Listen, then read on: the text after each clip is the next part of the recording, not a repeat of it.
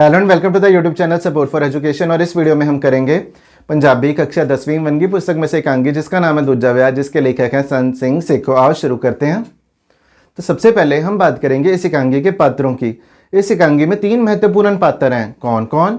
निहाल कौर, मंजीत कौर और सुखदेव सिंह। निहाल कौर मंजीत कौर की सास है और सुखदेव सिंह की माँ है। सुखदेव सिंह फौज में है। इसके अलावा इस एकांगी में 2 और पात्र हैं। गुरदीत सिंह जो कि निहाल कौर का पति है, वह पहले फौज में होता था पर अब वो किसान है।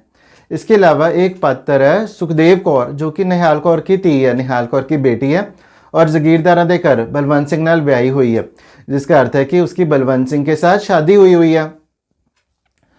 तो इस एकांगी में हम ये देखते हैं कि निहाल कौर अपनी नूंह मंजीत की हर बात में टीका टिप्पणी करती है, हर बात में नुक्स निकालती है। कभी कहती है कि उसने रोटी टुक की तैयारी में देर कर दी है, कभी कहती है कि वह घड़ी देख के काम करती है, कभी कहती है कि वह श्रृंगार में बहुत समय बर्बाद करती है, कभी कहती है कि वह सब्जी मोटी काटती है और अधरिज्जी या खड़वी या पूरी तरह ना पकी हुई सब्जी वह बनाती है। और उसको इस बात का भी गिला है कि उसकी नूंह मंजीत ग्वांडन के साथ मिलकर स्त्री सभा की मेंबर बनी हुई है। तो असल बात क्या? असल बात यह है कि मंजीत और सुखदेव सिंह के ब्याह को 2.5 साल हो चुके हैं पर उनकी कोई औलाद नहीं है, कोई बच्चा नहीं है। और निहाल कौर को यह लगता है कि स्त्री को काबू में रखने के लिए दूजे विवाह की धमकियां बहुत ज़रूरी हैं। इसलिए निहाल कौर अपनी नूंह मंजीत कौर को अपने पुत्र सुखदेव सिंह का दूजा विवाह करवाने की धमकी देती है, दूसरी शादी करवाने की धमकियां देती रहती है। दूसरी तरफ मंजीत बहुत ही सत्कार के साथ पेश आती है पर वह हाजिर जवाब है, हर बात का उसके पास जवाब है। तो शुरू में निहाल कौर चरखा कत रही होती है और मंजीत रोटी की तैयारी कर रही होती है। निहाल कौर अपनी नूंह को रोटी टुक समय पे करने के लिए कहती है। आगे मंजीत कहती है कि अभी 10 ही बजे हैं, मैं 11 बजे रोटी तैयार कर लूँगी। बापूजी 12 बजे से पहले रोटी नहीं खाते।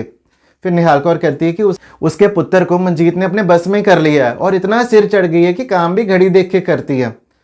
फिर वह कहती है कि वह तो धूप के हिसाब से सारे काम कर लेती थी, कि निहाल कौर तो धूप के हिसाब से सारे काम समय पे कर लेती थी पर मंजीत तो घड़ी देख के काम करती है।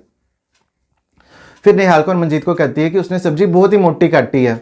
मंजीत कहती है कि बापूजी छोटी कटी हुई सब्जी पसंद नहीं करते।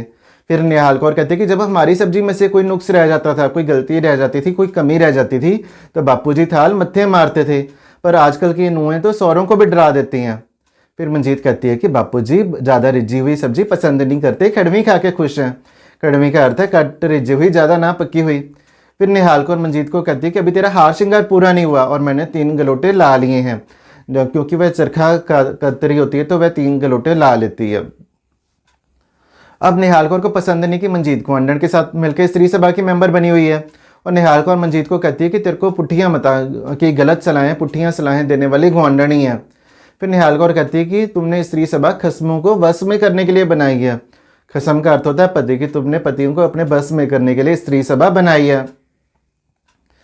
फिर निहाल कौर मंजीत को कहती है कि तुम मेरे मुंडे के लायक नहीं और उसको अपने पुत्र सुखदेव सिंह का दूजा विवाह करवाने की धमकी देती है।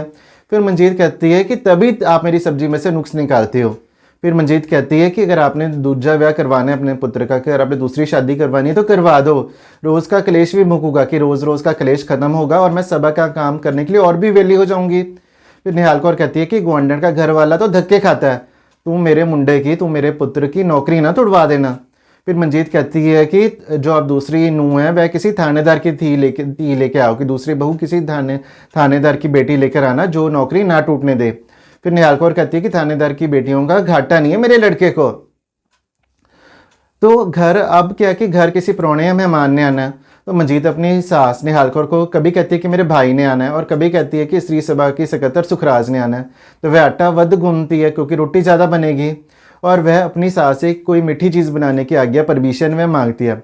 अब रसोई में खंड है, चीनी है, वह ख़त्म होने वाली होती है।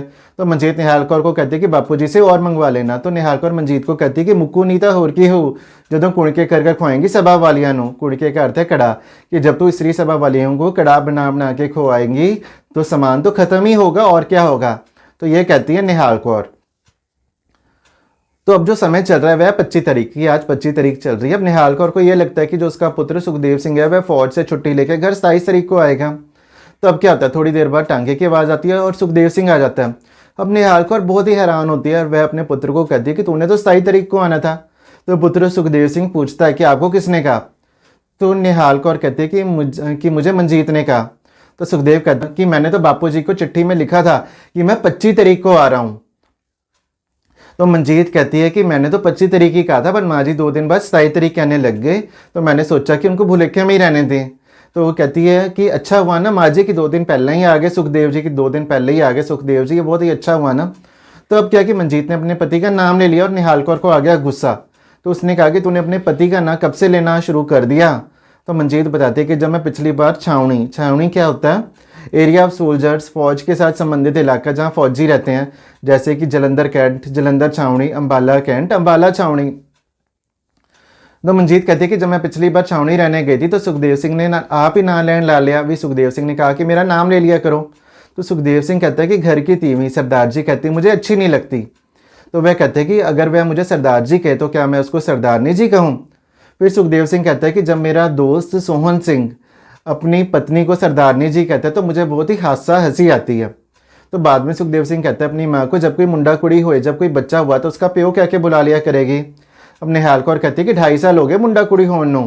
तो अब निहाल कौर है टोंट मारती है, ताना मारती है। तो मंजीत कहती है ये तभी आप दूसरे ब्याह का प्रबंध कर रहे हो। तो सुखदेव कहता है कि बड़ी खुशी से कर लो प्रबंध, मंजीत मेरे साथ छावनी में रहा करेगी और आपकी दूसरी नूंह आपकी सेवा करा करेगी। तो उसके बाद क्या होता है, सुखदेव सिंह नहाने चला जाता है और निहाल कौर पुदीना तोड़ने हवेली चली जाती है। अब नहाने के बाद सुखदेव सिंह अपनी पत्नी मंजीत को समझाता है और कहता है कि सारी उम्र माँ जी को, निहाल कौर को बापूजी गुरदेव सिंह से दूसरे ब्याह की धमकियाँ मिलती रही। इस करके निहाल कौर को, माँ जी को यह लगता है कि स्त्री को काबू में रखने के लिए दूसरे ब्याह की धमकी ज़रूरी है। तो उसके बाद सुखदेव सिंह पिछली बात बताता है कि जब बापूजी गुरदेव सिंह सिपाही भर्ती हुए, फौज में सिपाही भर्ती हुए, तो उनका ब्याह हुआ था और सरदार बनने तक, प्रमोशन होने तक उनका एक पुत्र सुखदेव सिंह और एक बेटी सुखदेव कौर थे। पर फौजी नुक्ते से, फौजियों की सोच से उन्होंने इतनी संतान को काफ़ी ना समझा और संतान के चाह में उन्होंने दूसरा ब्याह करवा लिया। पर मतरई का अर्थ सौतेली माँ से उनको कोई संतान ना हुई और वह 5 साल बाद बीमार होकर मर गई। तो सुखदेव सिंह अपनी पत्नी मंजीत को यह बात बता रहा होता है और उसके बाद निहाल कौर पुदीना तोड़ के वापस आ जाती है और वह कहते हैं मेरी चुगलियाँ कर रहे हो। तो मंजीत कहती है नहीं माँ जी, दूसरे ब्याह की, दूसरी शादी की सलाहें कर रहे हैं। अब सुखदेव कौर जो कि निहाल कौर की बेटी है, उसकी चिट्ठी आती है। चिट्ठी में क्या लिखा है, चिट्ठी में लिखा है कि बलवंत सिंह कौर सुखदेव कौर का पति, वह शराब पीने लग गए हैं, आधी रात तक घर नहीं आते, कुछ कहो तो मारने लग जाते हैं और दूसरे ब्याह की धमकी देते हैं। तो सुखदेव सिंह यह कहता है कि हो सकता है कि वह दूसरा ब्याह इस करके करवाना चाहते हैं कि बहन जी सुखदेव कौर का कोई लड़का नहीं है, 2 बेटियां हैं। तो उसके बाद क्या होता है, निहाल कौर जो कि पहले अपनी बहू, अपनी नूंह को दूसरे ब्याह की धमकियां दे रही होती है, अब उसकी अपनी बेटी सुखदेव कौर को दूसरे ब्याह की धमकी मिलती है, तो उसको अपनी गलती का एहसास होता है। तो वह अपनी नूंह मंजीत से माफ़ी मांगती है। तो मंजीत अपनी सास निहाल कौर को कहती है कोई ना माँ जी आप रो ना, अब ज़माना बदल गया है, अब स्त्री है वह बेबस नहीं है। तो वह कहती है कि अब स्त्री सभा वाले इसका इलाज करेंगे, कि उनके जिले की स्त्री सभा की प्रबंधक, सुखदेव कौर के जिले की स्त्री सभा की प्रबंधक सतवंत कौर बहुत ही धड़ल्लेदार स्त्री है, बहुत ही हिम्मती औरत है, बहुत ही चुस्त औरत है। तो वह ग्वांढण के हाथ स्नेहा भेजेगी तो और वह बलवंत सिंह को सीधे रास्ते पे ले आ देंगे। तो उसके बाद क्या होता है, बापू गुरदेव सिंह आ जाता है। तो वह सारी बात सुन लेता है और वह कहता है कि जागीरदारों के घर बेटी की शादी करके सुख की आस नहीं रखनी चाहिए। जागीरदार कौन होते हैं, जागीरदार होते हैं बड़ी बड़ी ज़मीनों के मालिक। तो गुरदेव सिंह कहता है कि मैं अपनी धी सुखदेव कौर को यहाँ अपने पास बुला लूँ, धी की उम्र निकालने जितना मेरे पास बहुत है।